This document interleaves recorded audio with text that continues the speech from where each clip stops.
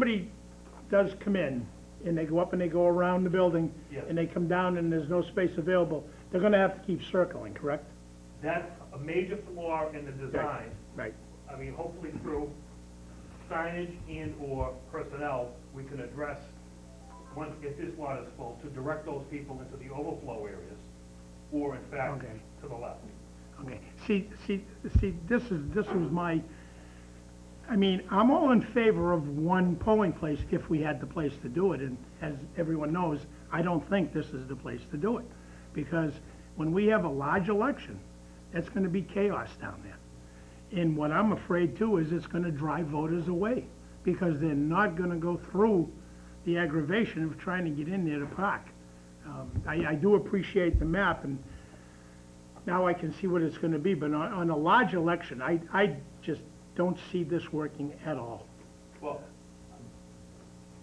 I don't disagree with you, Mr. Yeah, Chairman. I know. And I can tell you that, when we first looked at this site, I mean, the concept is a great concept, because it would actually pool our resources, and it's actually a good concept.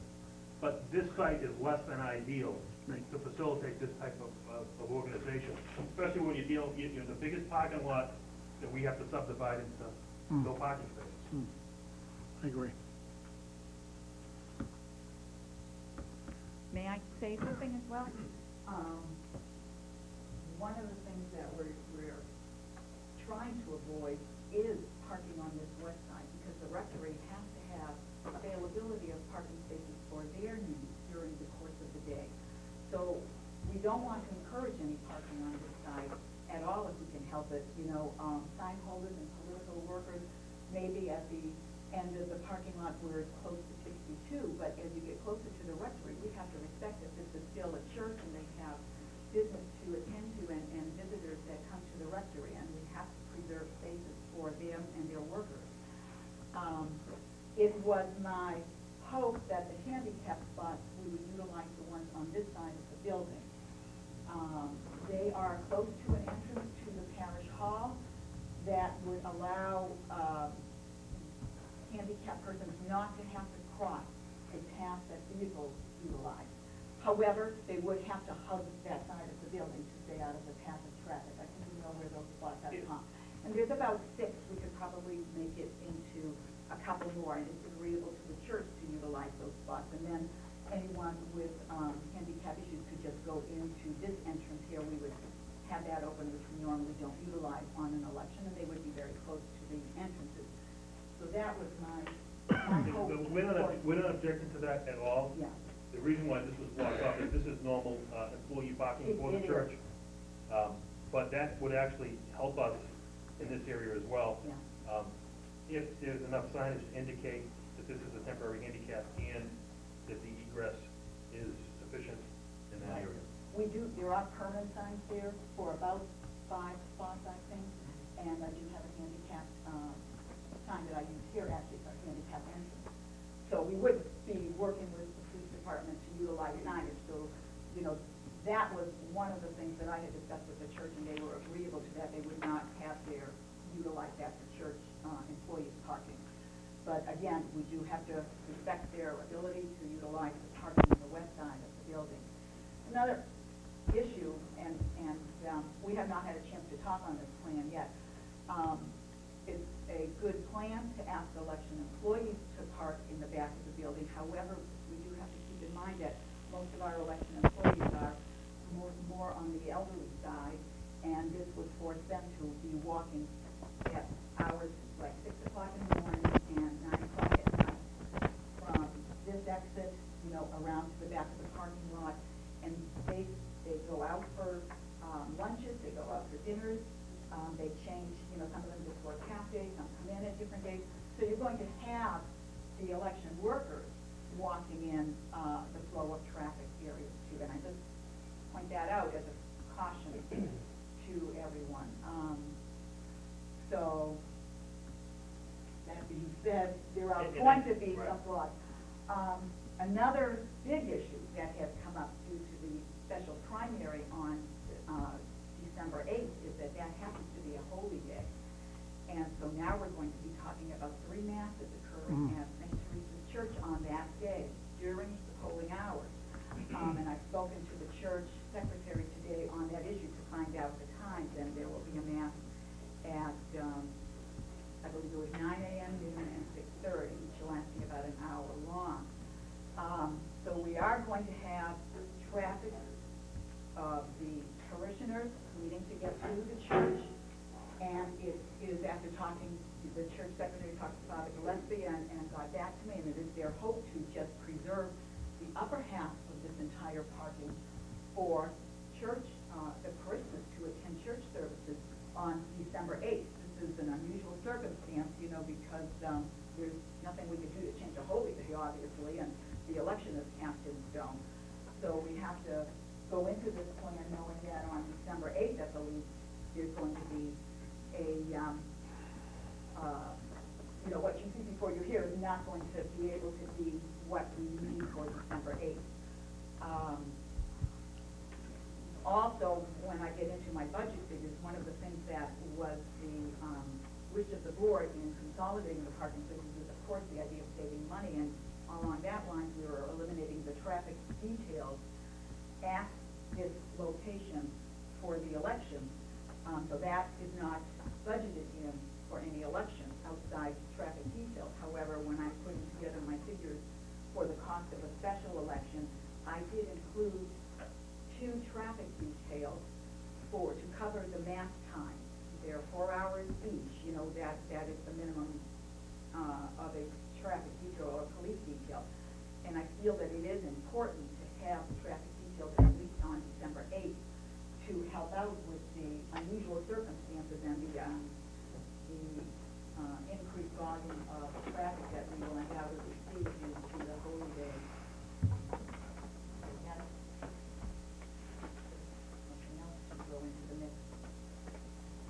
Joe, if I could, there's also one other thing, and Mr. Norton couldn't be here tonight. He got tied up. We all know John Norton.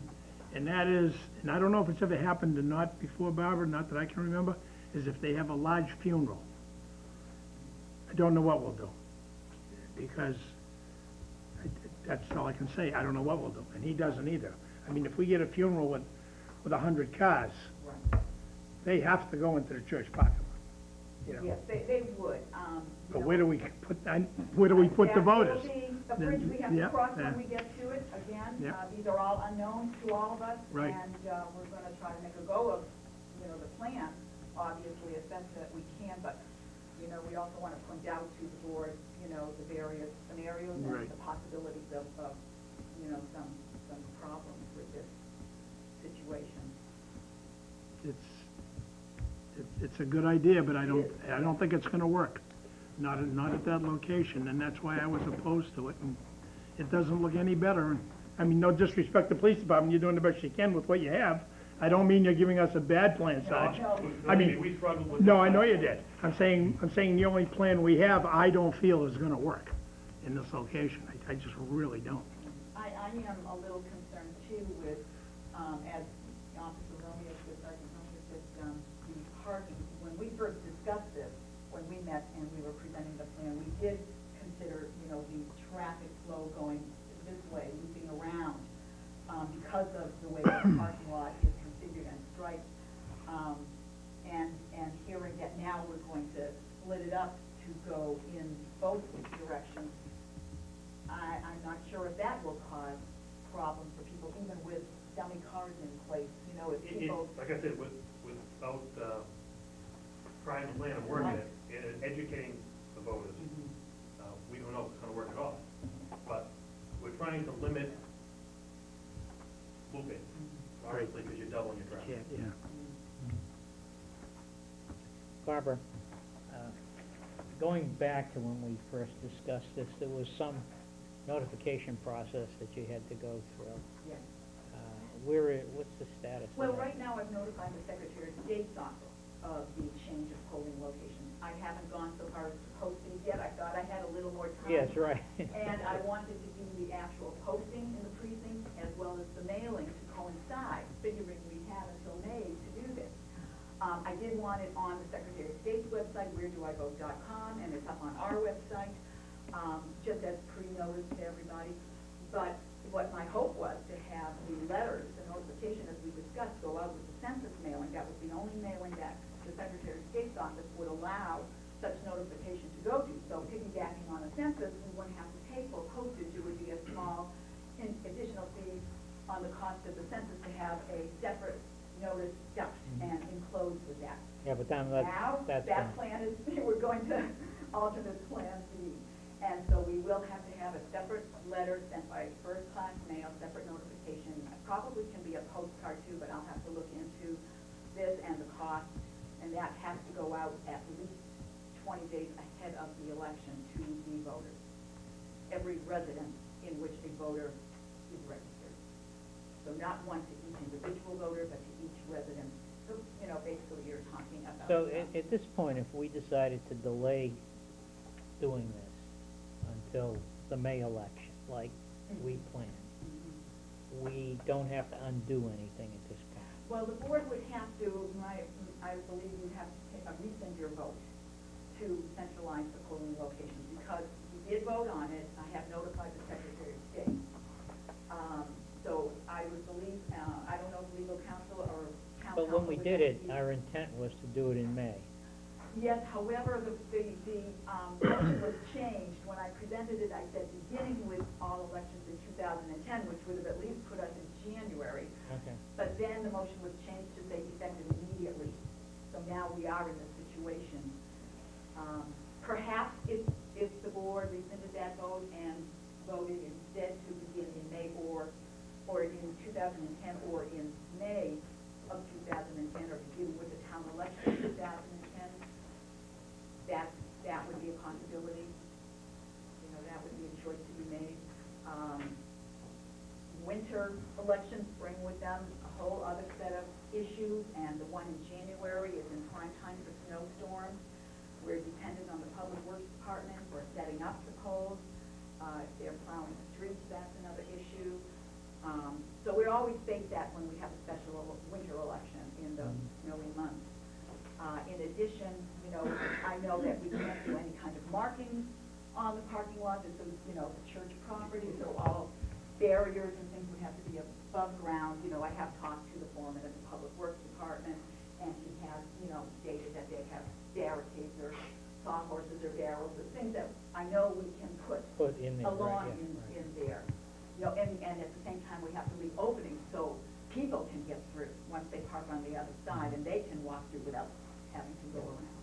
So that's already been planned, and for the most part, I think we are covered with those types of barriers to place. Any other comments? Sean? You know, the way we have it right now in terms of 3 polling places, it's very easy just to sit back and say, let's do things as we have been doing it. But the eventual cost savings, if it does work, I think leaves me in a position where I'm still in favor of doing 1 polling place. Regarding January snowstorms, DPW setting up 1 polling place. If there's a snowstorm, when we go back to 3 polling places, they have to set up 3 polling places, have them plowed out, so we're down to 1. If we don't do it, we'll never know if it works, and I'm still in favor of going forward with it for the December and January election. And if we have to adjust after that, so be it. But presently, I'm still in favor of the 1 polling place, as we, a few months ago, decided to do. Jeff? Yes. With regard to the church, there's no representative from the church at this point here. Here, no. Okay. Does that mean that they're kind of saying to us, you know, work it out and we'll adjust accordingly? Because they're not giving any input saying not to do it. They don't seem to be against it. They seem to be for it. Definitely not. You know, they're trying to cooperate with us. They always have. And they just ask that we respect that. It is a holy day and that it will have parishioners attending these various masses, and that's understandable. So their hope, as I said, is to at least block off the front half of that parking lot towards 62 and leave that open. So we would be talking about cutting this somewhat in half. I'm not sure how we're going to arrange that, but again, we'd have to put various signage. That's why I would recommend that we do have traffic details in the parking lot for that particular election. The election itself may be low-key, but, you know, again, we're combining 4 precincts into one, so we know we'll have, you know, more traffic than we usually would there.